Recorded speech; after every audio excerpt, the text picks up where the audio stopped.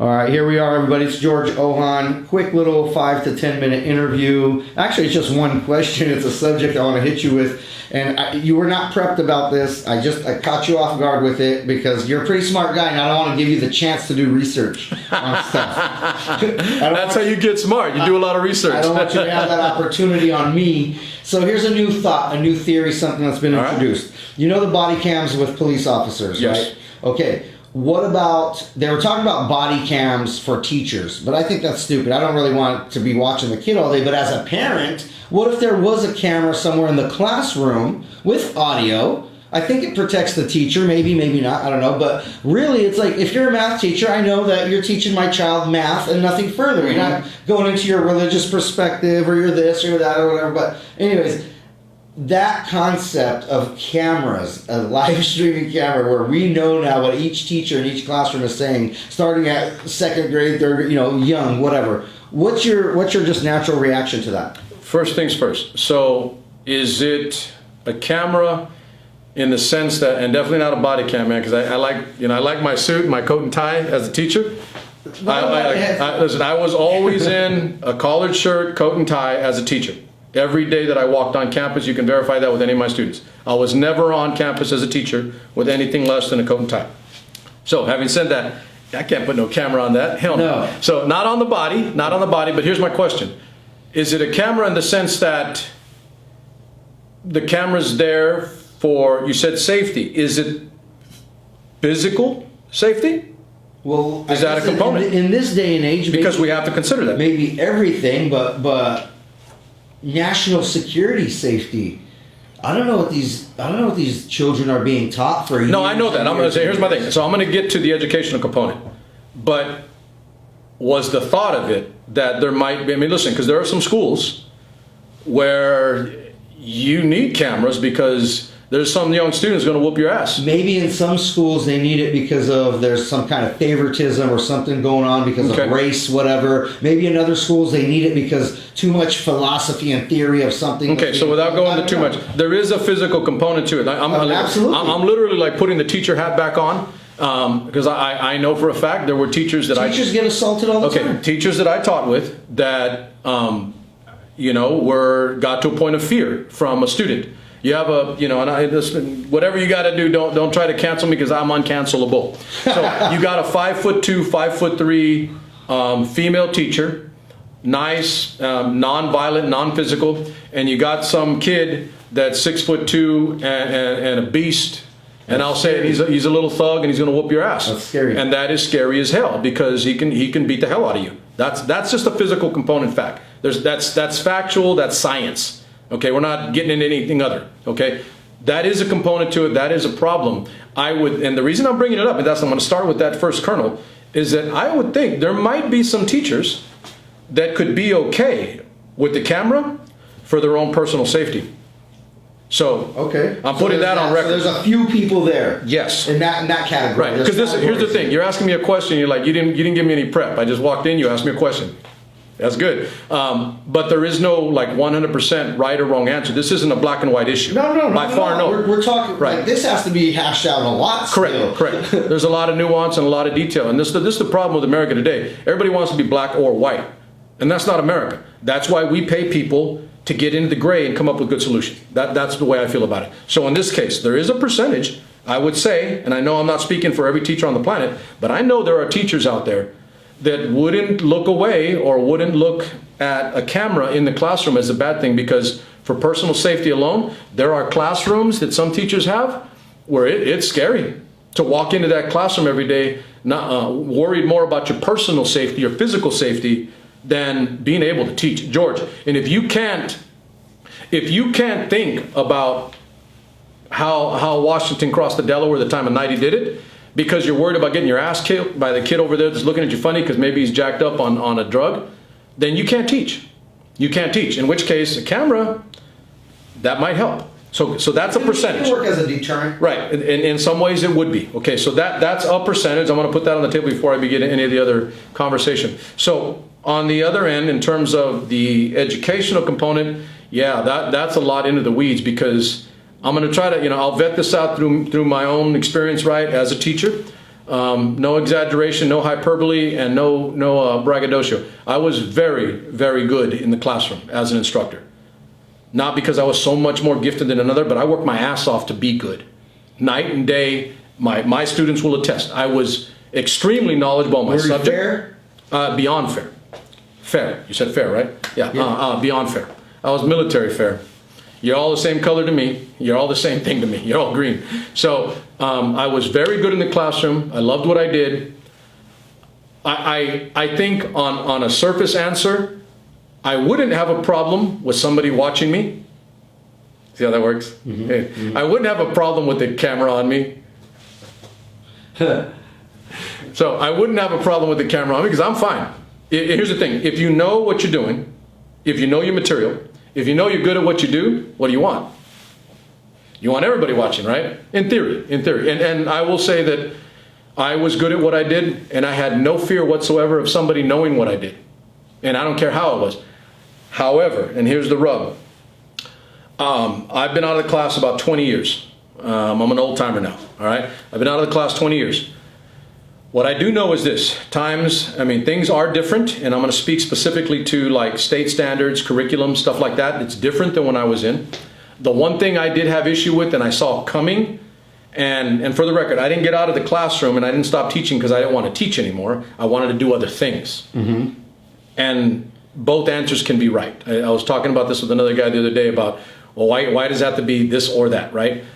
I can want to do a lot of things and I can still love teaching. I still love teaching. In some ways I still do. I do it on the camera. You're doing it right now. I'm doing it on the camera. So I loved what I did, but I left because I was concerned with, and this is a true story, I ran for a public office, and so I needed to leave because I needed to campaign. But I had concerns about where teaching was going in terms of the in the classroom curriculum and state standards that I was mandated to teach. To the point where, watch this, see, visual aids, you gotta be a good teacher. You know, tie my hands behind my back and expect me to fight. Can't do it. So how do you win that fight? By not allowing them to tie your hands. In which case, I left the classroom because I don't want my hands tied. So I can't speak for everybody, and I've been out of the classroom 20 years, but here's to your main point. I've been out of the classroom a long time, but I'm gonna guess that there are still teachers out there right now, currently teaching, that don't feel like they have the ability to teach the way they need to teach to get that student to learn at the highest level. In which case, get to the back end of this, like I said, I wouldn't probably have a problem with the camera.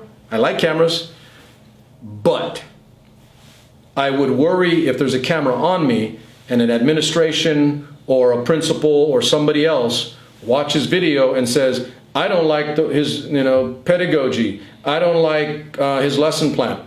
I don't feel that he did enough with this particular section 3C of the California State Standard on teaching World War II. So on that thought, same exact thought, there will be a group of people, most likely people who are more concerned with the business and money side of things, saying, hey, absolutely, hey, that school was funded through the property tax over there. Mm-hmm. Hey, your salary was funded through the whatever tax over here. Hey, the things inside the schools were funded through whatever. So every single thing that you have, teacher, has been funded through a taxpayer somewhere. So if they want you to do it a certain way, you do it the way they want you to do it.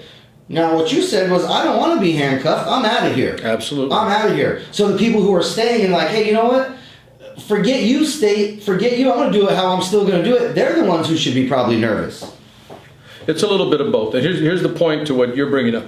And this is a legitimate concern. And for the record, I'm not saying there's a right or wrong. No, 100%. We're talking it out. Yeah, I know, exactly. Because you got to talk it out first. But this is a really difficult issue, if not item, as it goes forward, right? We'll probably end up at the Fresno School Board talking about this at one of these city meetings. At some point. So here's the thing.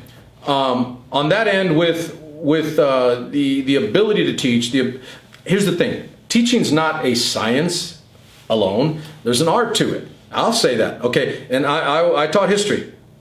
And for the record, ladies and gentlemen, history is names, dates, people, places, and facts.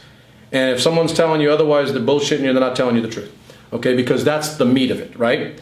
And then it's all that other stuff, critical thinking and other stuff that you got to build a mind with, right? Absolutely. Okay, but if you don't know 1776, it's kind of hard to begin with U.S. history. So there is the science and mathematical, left side, right side component to this. And you do have to be methodical, factual, because that's what you want kids getting. But the minute you begin to restrict the creativity and the artistry of an instructor in getting that meat onto the plate of that young person to learn, you're going to have a problem. Okay, you're going to have, and I'll go a step further, specifically because of my area, social sciences, history, philosophy. I can tell you this much: my homeboy Socrates, watch this little post. Socrates would have a problem when you begin to limit, restrict, or inhibit the creativity of the person trying to teach and trying to get a young mind to learn. That's the difficult end to it. And so I'm not saying there's a perfect answer here. Again, it has to be hashed out. I don't have a problem with it in theory, but I would have to see it how it's applied in practice. Because I'm going to say it again, on the back end, like over here, right? Say you do it. Let me hold you for the guy. Say you do it. Okay, I get it. But the more you move to this, to where you get to the point, like on a continuum of 1 to 100, you start here, and if it keeps moving this way, because let's think about what America does, right? This is who we are. We can't have like one without having it all. We want everything. So the beginning, exactly, the beginning of that ends up being, it gets stifled, and then you get a guy like me who loves teaching, who enjoys it. But I would say, as a former teacher, I absolutely want my ability, my creativity to teach that state standard, because not all two teachers are the same, by the way. The guy next door to me, I'll say it's my homeboy Matt Gonzalez. He was a teacher. Matt didn't teach the same way I did. He got results, I got results, but we were two totally different people. Yeah. When you have something that becomes like, and watch the wording here, an equalizer, right? It's going to be all the same for everybody. You have a problem. Here's the thing. You're bringing up a great point, and it's getting my mind to start churning. It's like, okay. It's your fault. You asked the question. I know, dude. I'll be here all night. I was imagining an officer, a good officer, body cam, but how many times does a cop actually do the right thing and then let a dude off? A bunch. Probably they give people a chance all the time, and they're like, "Look, bro, just come on, you don't got to do that. Get out of here." Yeah. How many times? But same thing with a teacher. Somebody comes in late. The teacher might have a specific, absolutely, like a human connection here. That's not just camera and state standard. It's like, hey, but I know this guy's going through whatever with the home issue, and let's somebody slide a little bit a few times. But with that camera, now it's on the teacher. Hey, you're not upholding the standard. You're like, yeah, but you don't know this is a good kid. You got to give him a chance. Correct. Okay, so you and me both, right? Okay, because you're a homeboy. You grew up in Madera. Yep. Madera, California. Yes, sir. Coyotes. I taught and I coached in Madera. And I can tell you point blank, there are kids that are with me to this day, a couple that you know, yep. That would never have gotten that opportunity if I didn't look the other way. And I'm not saying look the other way in a bad way. But I'm saying I gave them a second chance. I'll think of one, and if he ever watches this, he's going to laugh his ass off, but I'll think of one in particular that I could have very easily, as a coach, not given him the opportunity to be a part of what we did, because let's just say I didn't have to. He wasn't able to compete. He wasn't eligible. I didn't have to. But I looked the other way because I looked in the kid's eyes. Now watch this. I looked in the camera's eyes. I looked in the kid's eyes, and I knew there was something a little bit more that wasn't being seen by other people, other teachers, other educators. That doesn't translate into a camera, by the way. That's right. That's a human emotion connection, me seeing into this kid's soul and saying, there's more here that I can work with. And so I gave him a second opportunity. Long story short, that kid's a badass now. Okay? But he would not be the same, and I'm talking about not just physical, but intellectual. That kid would not, and I will say this, and he'll tell you, he would not be the same person he is today if I had not given him that opportunity, that second chance, third, fourth, fifth chance to grow and learn with what I was doing. Does a camera affect that? I do believe so. Because it removes the emotional component and becomes more formulaic, more scientific, more methodical and black and white. Yeah, it's like the Amazon drivers. The Amazon drivers have a camera in there, and they're trying to beat the camera system instead of do their job properly. Well, they're playing to the camera. Exactly. Right? Yeah. They're proving that part of it. Like exactly. They know how to beat the camera system now, but it didn't necessarily build up efficiency or help them do their job. It's not making you better. You're basically playing to a system. I'll tell you this, and this is like not digression, but massive aggression. This is more on my end. I never played to the camera for anything that I've ever done. Never did I play for the camera, and here's the general. I didn't do it for the money. I didn't do it for the other bells and whistles. I didn't do it to look cool. I didn't do it for popularity. I've done it my way.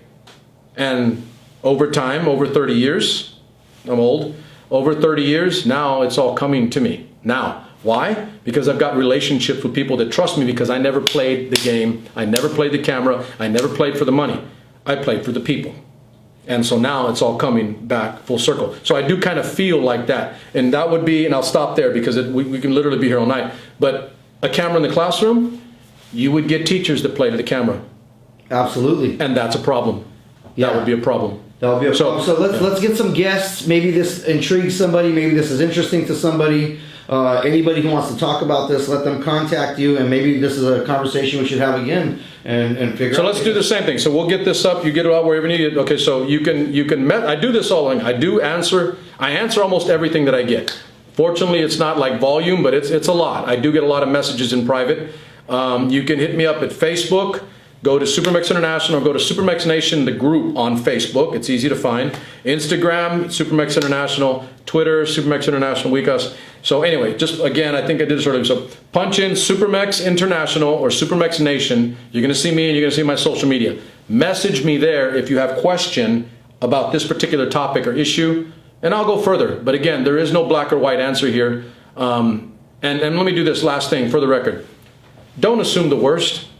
Don't just assume something's bad. If a teacher tells you I don't want to do a camera, it doesn't mean they're bad. They may actually be the best teacher. They may actually be the ones that are the best, period, for your child, because they know that having involved something else might limit their ability to get an education and a relationship with your child. Something to think about.